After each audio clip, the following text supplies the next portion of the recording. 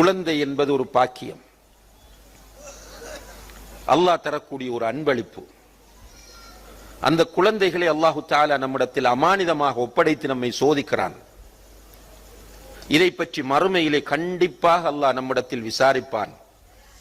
எனவே நம்முடைய குழந்தைகளுக்கு மார்க்கத்தையும் உயரிய சிந்தனைகளையும் ஊட்டி நாம் வளர்க்க வேண்டும். அல் குர்ஆனை மனனம் செய்யக்கூடிய குழந்தைகளாக நம்முடைய குழந்தைகளை நாம் உருவாக்க வேண்டும். அல்லாஹுடைய மார்க்கத்தை இந்த பூமியிலே நிலைநாட்டுகிற நல்ல பிரஜைகளாக நாம் அவர்களை உருவாக்க வேண்டும். இவ்வாறு நாம் செய்தால் நம்முடைய அமானிதத்தை சரியாக நிறைவேற்றியவர்களாக மாறுவோம். நமக்கு நம்முடைய கபருடைய வாழ்க்கை ஒளிமயமாகும்.